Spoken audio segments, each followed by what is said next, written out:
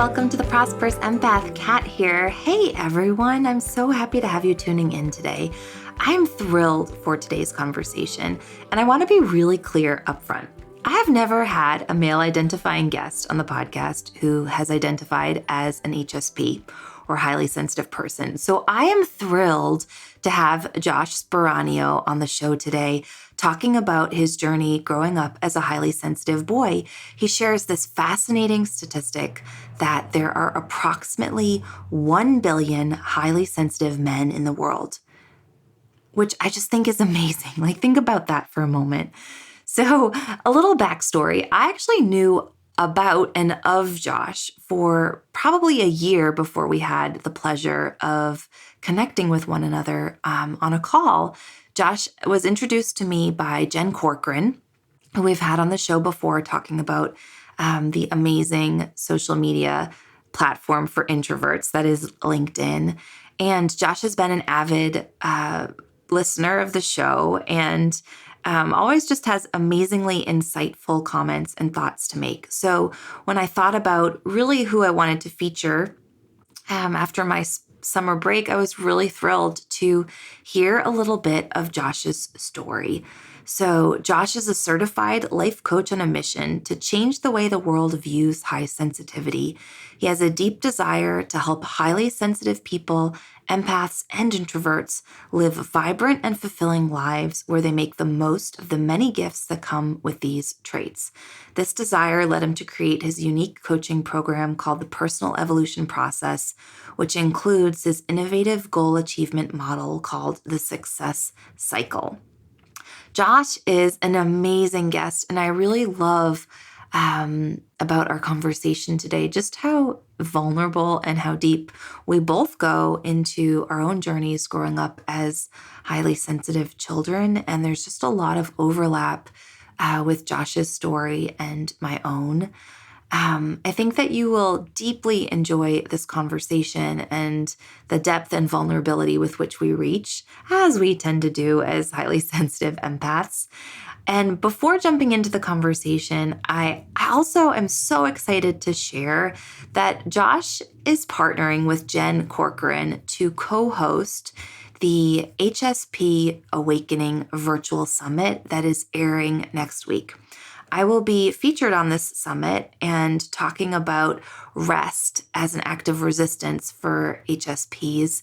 And if you haven't already registered to join us, I want to highly encourage you to sign up. It is a completely free summit with over 5 days of free content from 25 speakers, including many names that you'll recognize. Some of these guests are former guests that we've had here on the show. These are some of the big names in the HSP space, and it's really just going to be an amazing week of free resources and empowerment for sensitive empaths. We will include the link in the show notes, and I hope to see you there. Let's jump into today's conversation. Hello and welcome to the Prosperous Empath podcast, designed especially for empaths and highly sensitive entrepreneurs just like you who are committed to achieving holistic success. I'm your host, Catherine Wood, Master Certified Coach, author, mastermind leader, and founder of Unbounded Potential, a boutique coaching firm for empathic entrepreneurs. I'm on a mission to bring empathy back into the world of business. Each episode will focus on achieving more by doing less through leveraging empath-friendly leadership practices, boundaries, rituals, and systems, all the while continuing to care deeply about ourselves, others, and the world around us. If you are committed to joyful living and running a conscious business, but amassing wealth while doing so, proving that you can have both in a society that tells you you can't, then you are in the right place. Join me here each week to find out how. Be sure to subscribe and leave a review so you won't miss an episode. Plus, you'll find all the show notes and helpful resources over at unbounded-potential.com. Josh, welcome to the podcast. Thanks so much for having me. It's great to be here. I love the show, so it's awesome to be a guest on it. Yeah, totally. You always have such lovely things to say about the show. So it's so fun to get to highlight you and your story today. By way of introducing yourself, I would love to invite you to just share your pronouns with my audience. Okay. My pronouns are he, him. Awesome. So typically, I invite people to share their story by way of introducing themselves to my audience, but I actually want to start our conversation differently because something I'm super present to with you is I've had a couple of dudes, a couple of male identifying guests on the podcast already, and I don't recall any of them self-identifying as highly sensitive. And you do, you identify as an HSP. And so I would love to hear your story of how you came to understand or know about yourself that you were a highly sensitive, boy, and then a highly sensitive man, and where and when and how that journey unfolded. Okay. Yeah, I'd love to share that. I'm trying to think of the best place to start. So I think a part of me always knew that I was wired a little bit more sensitive than most of the other boys around me. I think I felt more emotional, more empathic. As a kid, especially, just had this really keen sense of injustice and always considered compassion and encouragement to be a couple of my superpowers. But I didn't have a word for it. I didn't have a label for it. I didn't know why I felt that way. And in some ways, it actually made me feel very different from my peers. Like there was something maybe wrong with me, that I was as sensitive as I was, that I got emotional as easily as I did. And so I think a part of me started to try and turn the dial down on those emotions just so I could be a little bit more socially acceptable, just so I could fit in and avoid judgment. And so it was like, how do I mute that a little bit and turn that down? Because sometimes it was just so loud, this compassion, this empathy for others. And just also questioning how can, especially at school, in grade school, how can other kids treat kids that way? How can they call them that? How can they tear them down like that? It just broke my heart, and I didn't understand why it didn't break everyone's heart. And so in a lot of my life, I think I tried to just keep that pushed down under the surface, especially growing up in kind of a turbulent home at times.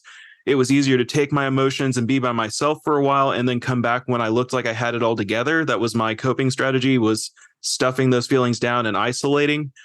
And that was just how I grew up. Was, my emotions are mine. They're my problem. I've got to keep these to myself. They're not appropriate. Nobody else feels or looks this way. There's something weird or wrong or different about me. And it wasn't necessarily shameful, but it was just different. And so it's like, that's for me to figure out.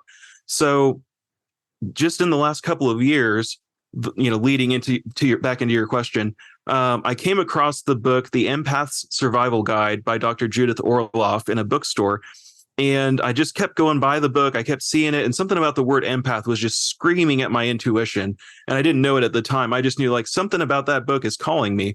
So eventually I finally sat down. I opened it up there in the bookstore after I'd passed it a few times. I think in a Springfield bookstore and one here in Joplin. It was just like it was calling me and I was trying to ignore it, I feel like. So I sat down. I read through the test of Are You an Empath? And checked off almost every single box. And I thought, oh, well, that's interesting. There's something here for me. And as I read the book later on, one of the terms that came up during the process of the book was highly sensitive person. And I thought, well, I wonder if there's a self-test for that. So I went online to hsperson.com and I took Dr. Elaine Aron's Are You a Highly Sensitive Person self-test and was tested very high on that. And I thought, that's weird because, I guess like many people, the stereotypes I'd heard around that phrase were very much what I call namby-pamby. I posted on LinkedIn this morning about highly sensitive men and used the example of the Ned Flanders stereotype. And so if that's what you hear first as a highly sensitive man, then it kind of turns you away. It's easy to get turned off by that phrase or that thought. But I knew that there was something there. And I started reading. So I read Dr. Elaine Aron's book, The Highly Sensitive Person. I watched the movie Sensitive, The Untold Story. And as I watched these things, what was amazing to me was that suddenly we mentioned in our summit interview that we did together, this idea, the phrase that kept coming up that's really resonated deeply that I've heard since that time was coming home to myself. And so suddenly I understood why I had been as emotional as I had as a boy, why my empathy was almost overwhelming at times, why I couldn't look at a person and not believe in them and want to encourage them and inspire them to be their best. And so, and also just why instead of diving right into things, I would stop and I would process what I was seeing and wait before I engaged. Things like that that had always separated me and felt like something that was wrong. I suddenly realized, no, those are all part of this genetic trait that I have. And potentially behind all of those struggles, there are actually incredible gifts and strengths. And so that's really, I guess, where the story began, was following that rabbit trail, or going down that rabbit hole and learning what it really meant and realizing, oh, wait, this is actually, I'm not strange or weird or broken. I'm just wonderfully different. And there's so much to explore in this world that, now suddenly it's a whole new level of self-awareness and self-acceptance that I didn't know I could reach. And now that I have, it's just, I'm excited to share it with everybody. I love so much of what you shared, like that idea of feeling shame about your sensitivity as a child and then finding acceptance and compassion for it in adulthood through having your experience be normalized through some of these books. I'm reading the Empaths Survival Guide right now, thanks to your recommendation the last time we chatted, and I'm loving it. And I'm imagining the difference it could have made in my life, in so many of my own clients' lives, and so many of our listeners' lives, if they'd, read it when they were really coming to grips with their own empathic or sensitive tendencies. Yeah, and absolutely. And the other thing that really strikes me is about, how being highly sensitive as a child is really constricted in the education system here in the States. Yeah. I mean, even in adulthood, like right now, I'm taking this online course with this international coaching body, and there's over 200 folks in this class, and every week, I'd say I can count on the single hand the people who raise their hand to talk every single class. And they're, the first people to put up their hand, the first people to get mic time. And I'm like, oh, of course, they're the extroverts. They're the ones who are chomping at the bit to communicate. And imagine the voices that we don't get to hear from not creating an education system that create space for all learning styles, for all processing systems, that perhaps gives the introverts as much as the extroverts time to consider and reflect on what they want to share, and then invite responses in a more thoughtful approach. Yeah, exactly. And that's, I think I'm fortunate in the sense that in school, I was able to walk that line pretty well. I went to a rural school growing up before I went to high school. And so I had the same class of about 30 kids from first grade through eighth grade. We were all together in this group. And so because it was a smaller group dynamic and we all kind of grew up together, that made the beginning part of school really easy, up through middle school. High school was a little bit overwhelming because then we're in a class, a school of thousands.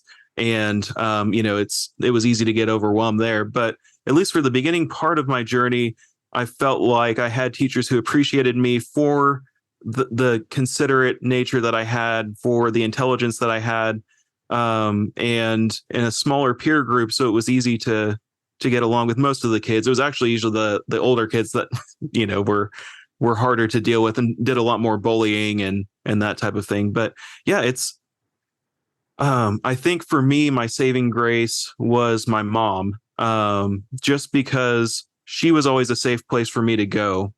There were times when I tried not to bother her because my dad had some mental health struggles. And if he was having a difficult season, I didn't want to be, burdening her with what I was feeling. And she would never have turned me away. She would never have told me that. That's just what I picked up on or what I believed in my mind at the time. But the other side of that is that my dad may have been a highly sensitive person, but if so, he had reacted so strongly against that and gone the opposite way, so that he wasn't really a safe place.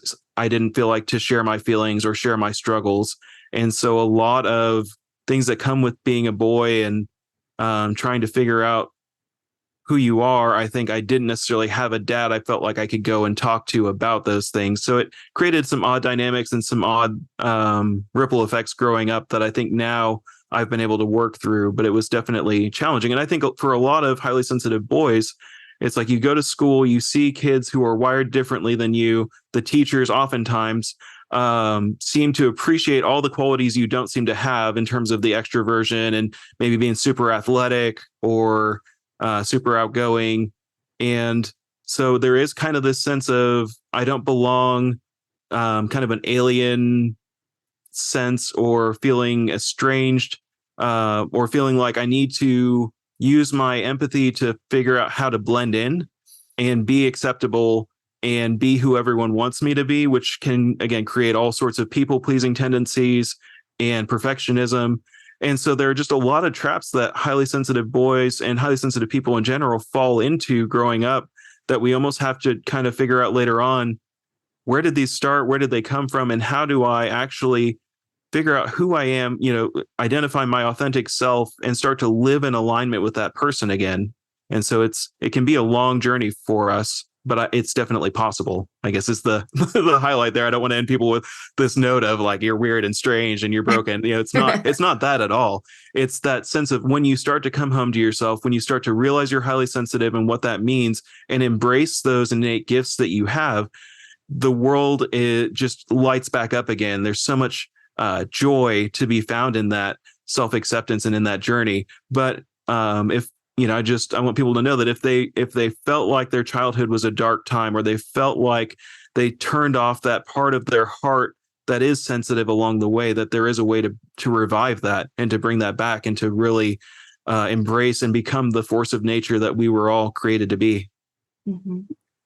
I think that's such a good reminder.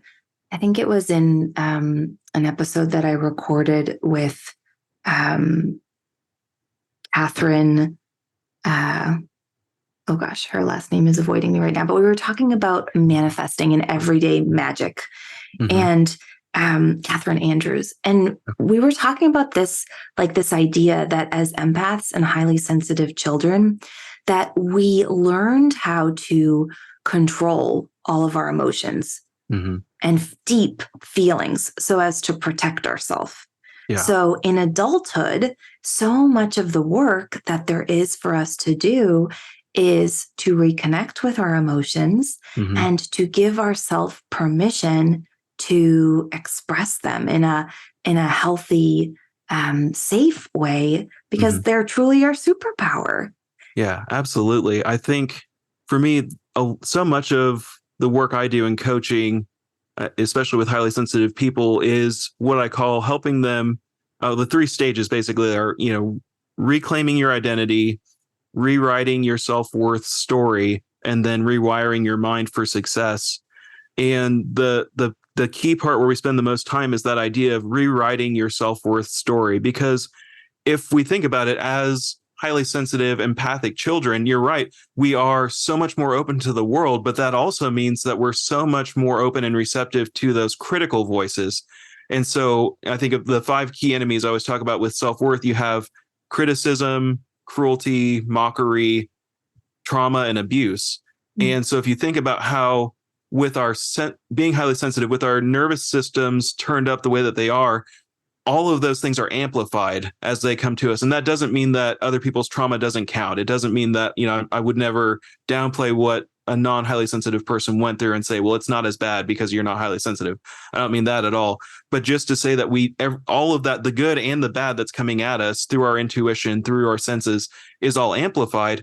And so those things cut much deeper oftentimes, I think, than they can for someone who's extroverted and can just shake it off and say, oh, that, that's not true.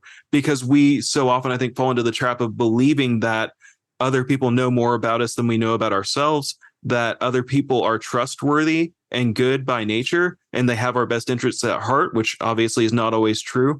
And so those daggers stab very deeply. And so the key part of that is that each, let's say we have what I call a self-worth account, that as babies we're born and it's full. We cry and expect people to take care of us, and we need food and people feed us. So when we come into the world, our self-worth is perfect. And yet through those things, those different attacks that we undergo, that account gets drained. And eventually it's one of those things where we're just in survival mode and we're just barely getting by. And so I think a huge part of what we have to do is reclaim that, rewrite our self-worth story and start to refill that account.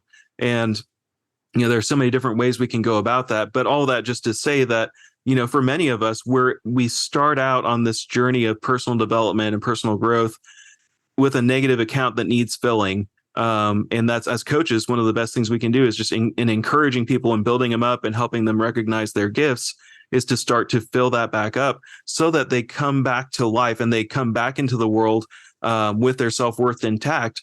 And the 5 pillars I always talk about with self-worth are beauty, courage, wisdom, joy, and love.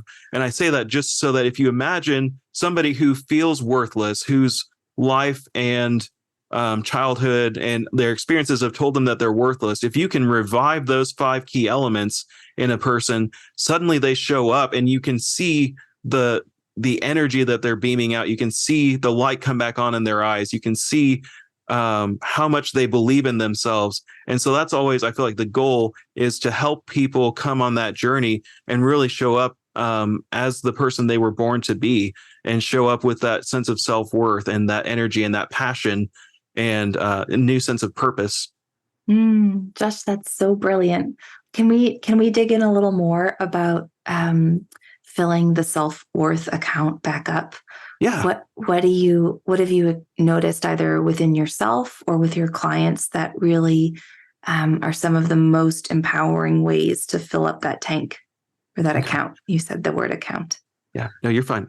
So one of the best ways is kind of interesting. What I love to do with my clients is ask them what they loved to do as children. And one lady in particular that I worked with said, well, I used to love to draw and to paint. And I said, well, when was the last time you did that? And she's, oh, it's been years.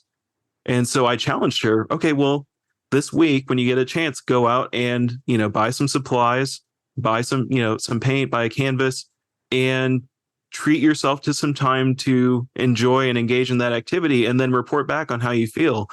And she was doing a lot of, deep inner work anyway, but just the next week when she told me about what she had painted and what her family had said and what her friends had said, and somebody asked her to paint something for them, it was like this light came back on inside of her. And so giving herself the time to take time for herself was a huge element of that, just basic self-care, that she was working on, but also engaging in something that she loved as a child brought back those happy memories, brought back that sense of joy, and she just lit up with that. So sometimes it can be as simple as, if you love to paint, if you love to swim, if you loved to play tennis as a child or fly a kite, if you loved reading a certain type of book, going back and rediscovering that. All of those things I feel like are ways to invest in our self-worth account. One other element, there are many that we can look at, is really interesting, is that when you do something compassionate for another person, not out of if I do this, then I'll have worth, but just selflessly serving and loving others, it makes a deposit in their account. But the amazing thing is that it also makes a deposit back in your account. So sometimes just writing a card to a friend, giving a phone call to somebody you haven't talked to for a while, stopping someone at work and just appreciating something that they've done, you're making a deposit in them, but you're also getting that back. And so it's just this multiplied effect. And I think it's how we can multiply our impact in the world, just by looking for, what Wallace Wattles called the impression of increase, leaving people feeling better after you've encountered them than they did before. All of those things are huge. And then just, again, basic self-care, letting yourself take a nap, giving yourself some space, taking a walk in nature, all of those things, depending on how you're wired and what you love to do, are ways to give yourself those gifts of deposits in your self-worth account. Mm-hmm. I wish the audience could see my face right now, because I just have this smile from ear to ear, because it's so powerful what you're saying. And, this idea of your self-worth account. I think some of the ways in which our self-worth account is empty are really obvious, right? With the self-loathing and the self-hate or the self-harm. But I think that there are other ways in which people have a really low self-worth account, and they really overmanage around Mm-hmm. it. So I'm not sure if you know this about my story, but I was in DC for a decade. And most of my career I was in DC, and I continue to work with, because a lot of my clients are in the DC area. Like, Mm-hmm. I've worked with a lot of high powered leaders and politicians and executives and attorneys. And a theme that I notice over and over again is how so much of their emphasis in life is on their career achievement Mm-hmm. and their career success. And so many of them come to me when they reach this place where they are professionally at the top of their game, Yeah. financially doing extremely well, and feeling really unsatisfied, underutilized, unhappy, unfulfilled. And I think it's because of this very thing that you're speaking about, that they have a very low self-worth account, and they Mm-hmm. have been pursuing this long career of achievement and success in order to compensate and overcompensate, and Yeah. often compensate at the expense of their relationships, their health, their self-love, Mm-hmm. their marriage, their home life, and their joy. Exactly. Yeah, you nailed it. And that's, to me, it's interesting because you're right on. And the fact is, and a phrase that I use, or a principle that I often share with people, is that success or achievement without a healthy sense of self-worth it's going to be light, it's going to be momentary. And on the other side of that, so often we will feel that sense of imposter syndrome, or will self-sabotage because a part of us doesn't believe that we deserve what we've achieved. And so if you think about our self-worth as like a thermostat, if we achieve something that feels too far beyond where that internal thermostat of self-worth is set, then we begin to sabotage things in our lives until we get back to where we feel like we belong. A phrase I use a lot is, we accept the lives we think we deserve. And so the reality is that I may get that promotion, I may, or you, an example everyone can relate to. You think of the actors and musicians who have these amazing achievements, amazing careers, and yet when you hear behind the scenes, the story, so many of them have these awful self-destructive tendencies, or their stories end in suicide. And the reality is that ties back to, oftentimes, there can be mental health struggles and other things in the works, but oftentimes I think it ties back to that low sense of self-worth and feeling like they don't really deserve that life. And so to me, I love, I created a model called the success cycle that they can probably, or they'd be able to see if they were viewing us, sorry. But I created a model called the success cycle that's a way to help people achieve their goals.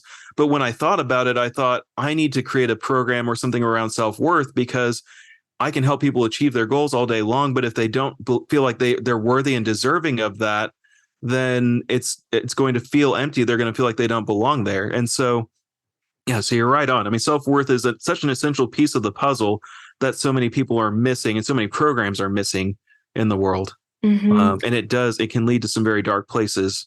And I think another everyday example of this that we see in the business world is in terms of people's finances, right? Like, Mm-hmm. which honestly, I think is one of the reasons I wanted to launch this podcast, because I see so many deeply heart-centered entrepreneurs who care so deeply about others, yet haven't necessarily done that internal Mm-hmm. self-worth work. And so they might have great competitive rates. They might have a really great margin on their Mm-hmm. expenses, and yet they're not increasing their wealth. Yeah. Because they're not doing this internal work. They Mm-hmm. don't know how to grow their wealth or cut their costs or increase their margins, because Yeah. they're self-sabotaging. Mm-hmm. Yeah, I love telling people, well, there's three main truths that I love to share with people. One is that the truth about you is beautiful, and that's regardless of where people have been, what they've done. At their core, the truth about who they are is perfect and it's beautiful. The second truth that I love sharing with people is that you are worthy and deserving of every good thing you desire in life. And then the third one is that absolutely anyone can lead a life of intentional influence and impact. And so, especially with my clients, I just try and drive those truths home, because to me, when someone believes those three things, they become this unstoppable force of nature. They become the person they were created to be. They tap into that innate power, and they also, like you're saying, when they start to expand and their life evolves and they start to create more wealth, they no longer have that nagging voice that says, you don't deserve this, you're not worthy of this. They realize, no, I am, that ultimately, that who they are, that their worth has never diminished over time. Like we talked about, from babies to now, that worth has never gone anywhere. It's just that the world and the voices around us have tried to persuade us that we've lost that in some way, that we can somehow sacrifice that. And it's just not true. So I know we've veered away from the highly sensitive men part. So I apologize for leading this down that trail. But no, there's just self-worth is a beautiful topic to explore. And there is so much power there. And I hope that, and I believe that the fact that we've gone down this part of the conversation, that somebody today needed to hear that. And the other side of that, tying it back to the highly sensitive issue, is that I think a lot of highly sensitive men have those same assaults on their sense of self-worth, and they also have that extreme empathy kicking in. And I think that can lead to some very dark places like addiction, or other compulsive behaviors, in order to numb that sensitivity, and in order to drown out those voices that tell them that they're not good enough, that they're not strong enough or smart enough. So, for what it's worth, I think this is perfectly connected with what we're supposed to be talking about today. So, and I'd love to kind of continue down this same direction. So the first stage is filling your self-worth tank. The second stage is rewriting your story. So share more about what that stage of your work is about. Yeah. So rewriting your self-worth story, I think, is all about looking at what have been the major withdrawals from your self-worth account along the way. Where is it that you feel like your self-worth was assaulted? And maybe that was growing up in a home where there was abuse or there was trauma, growing up in a home where there was a lot of criticism, or, going through the school system and dealing with criticism or cruelty. And so I think that's where, so often, if we look back, there are these withdrawals, and we develop coping skills to try to cope with that. We end up feeling like there are pieces of us that are missing, or if it hurts so much, like I said, it can lead into addictions or compulsive behaviors to try and cover up that hurt. It also can lead us to hiding parts of ourselves to keep them safe, hiding parts of our heart. So if I'm a highly sensitive boy and someone's continuously hurting my feelings, or when I express my emotions, bullies and other people or narcissists are kind of drawn to that, then I feel like I have to hide that part of myself. I have to keep that to myself. It's not safe to be me, so I have to be who everyone else wants me to be. And so rewriting your self-worth story is about looking back at that part of yourself that you may have abandoned along the way or hidden along the way, and saying, wait, no, if that's a natural part of who I am, if the truth about me is beautiful and I believe that, then that part of me is beautiful as well.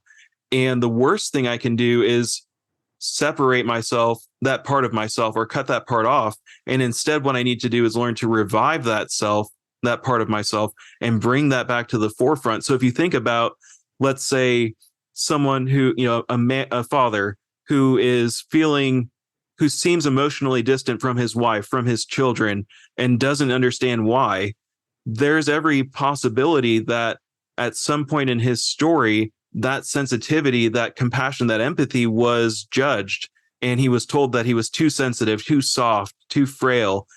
And so he left that behind. And now he wonders why he has trouble connecting with people. It's because that he's missing a piece of his essential self.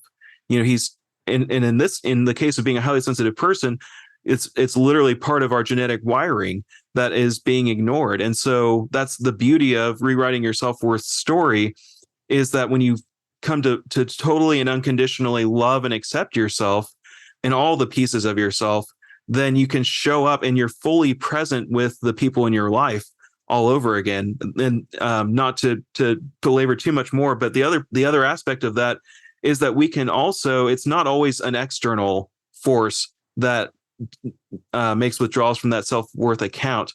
It can also be our own failures, mistakes, and poor choices.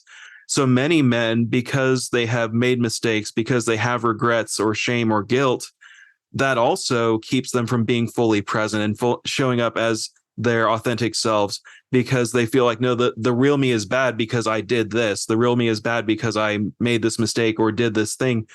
And the reality is, like we're saying, your self-worth never went anywhere. And no matter what you've done or where you've been, if you've made amends, if you've done the best to rebuild your life that you can, then your value and your worth is still there. But until we resolve those things, I can't be fully present with you. I can't fully express my emotions, because it's like having one foot in the past and then having one foot in the present, and it just doesn't work. And that's why I think in many relationships, people feel like this family member of theirs or this friend of theirs it's like they're living a half life, is the phrase that I often use. They're only halfway present because they're still struggling with the pain they went through, whether it was inflicted by themselves or somebody else. And so that's the beauty of rewriting your self-worth story, to bring all that back and hand it back to you here in a sec, is that when we do that, when we go through that process, then we can be the people that we were born to be. We can show up without trying to hide ourselves, without feeling like a part of ourselves is bad.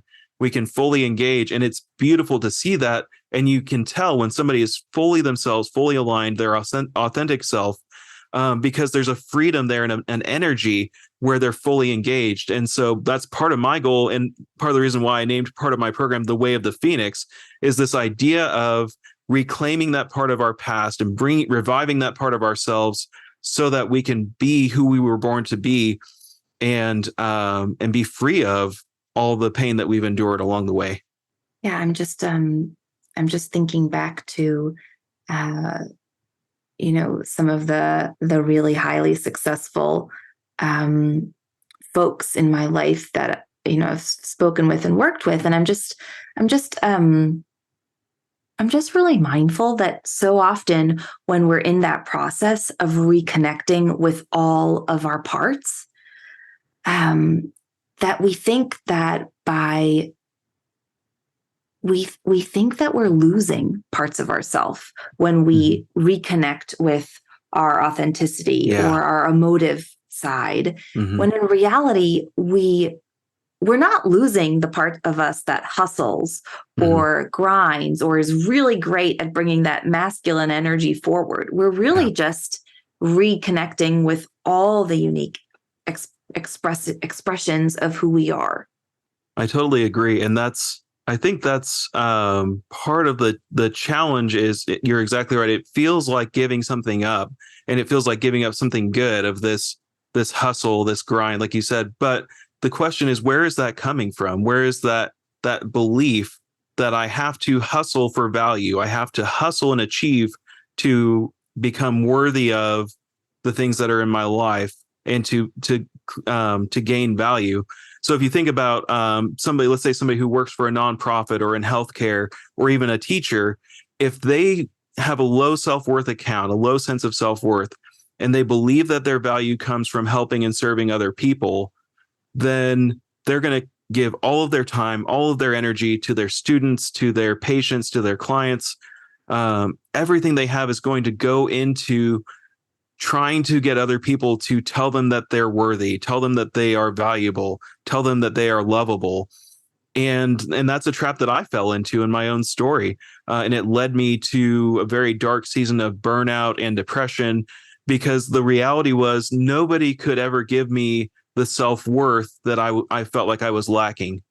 Nobody could ever tell me I was valuable enough or good enough And I lived for people to tell me, oh, you didn't have to do that. Oh, that was so nice of you.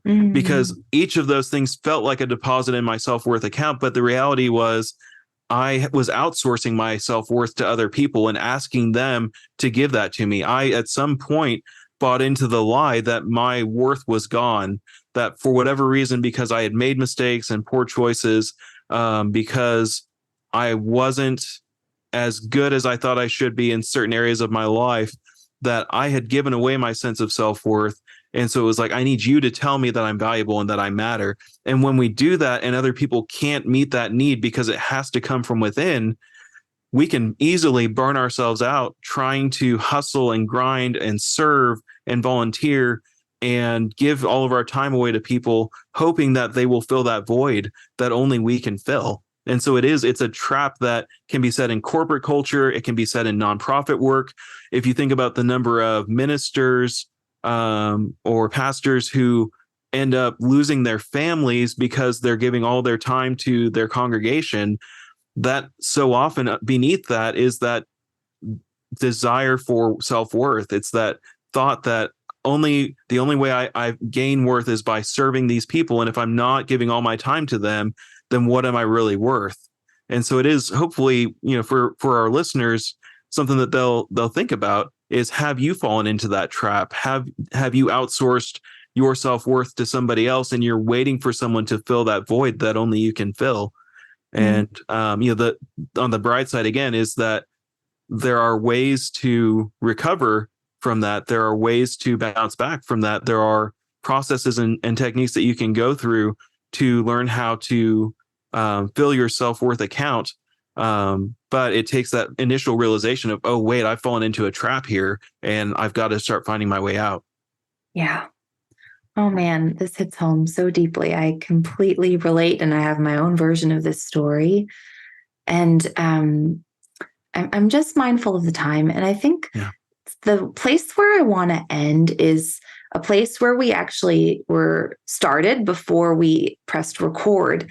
Okay. And I know you to be an educator. Like, I am so mindful of how often you're educating folks on LinkedIn about HSP traits and empath qualities. Um, and I asked you a question, like, why aren't you a coach for HSP men? And you shared that there's a lot of education to do Mm-hmm. around educating HSP men. And I think, there probably are more women identifying as HSPs than men. And I would love for you to help us close that gap. What are our male listeners? What do they need to hear to really start coming home to themselves, that they may not be listening or tuning into, or they just Mm-hmm. haven't found the right voice to educate them? Yeah. So if you think about it statistically, there are at least 1 billion highly sensitive men in the world.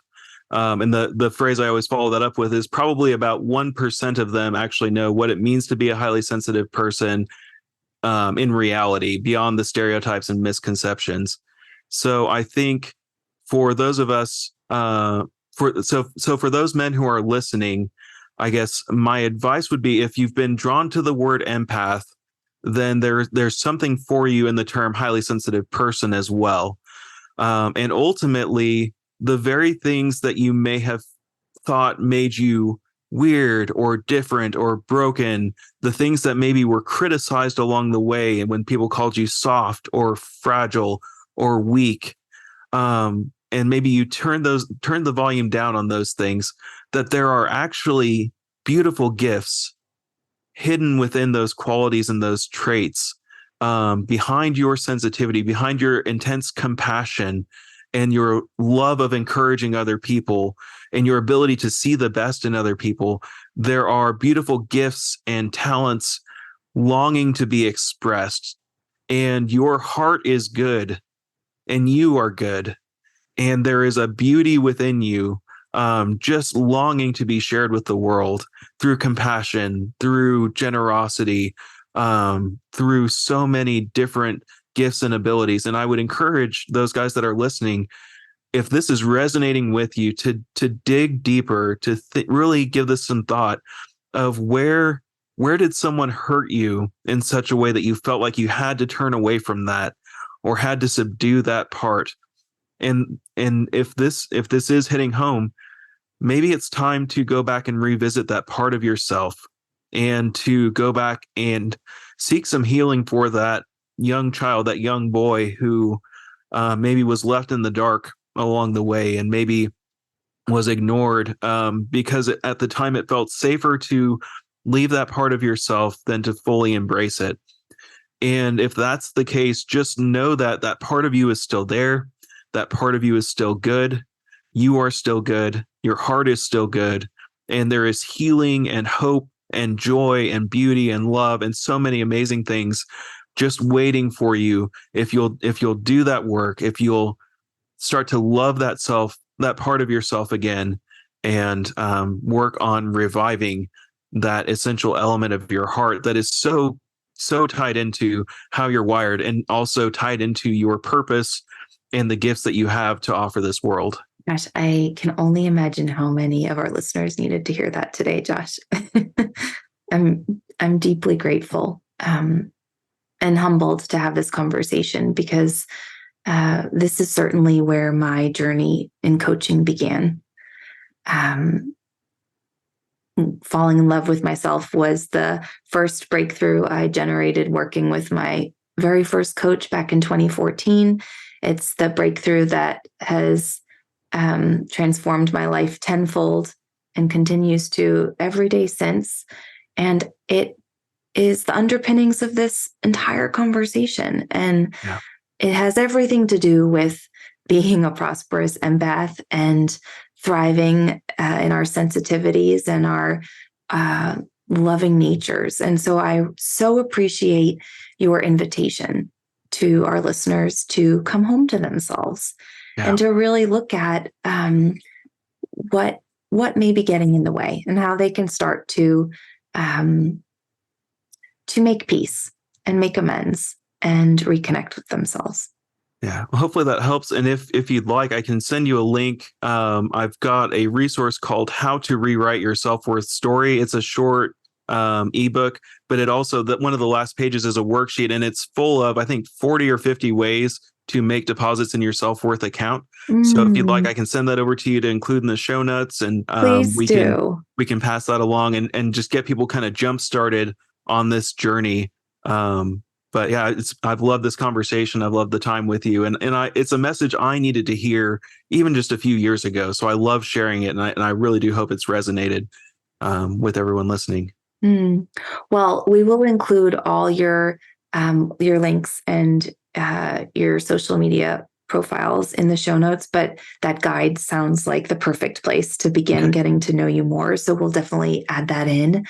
And as we wrap up here today, I'd love for you to share, what do you say has made the biggest difference in you becoming a prosperous empath? So one of the things that I would say is I made a commitment probably over 5 years ago now, to learning and growing and becoming a better man every day. So whether that's listening to a podcast, reading a book, finding some way to invest in myself, in my growth. But I would say the other thing more recently is committing to tuning back into my intuition and becoming more heart-centered, getting out of my head and really tuning into my heart and my intuition. So those are probably the biggest things, is just that commitment to personal growth. And then also that commitment to really tuning back into my heart. Because like so many men, I turned that off for a long time. And there's so much more to life when we're fully aligned in our head and our heart. And that pours out in the passion that we serve others with and bring to the world.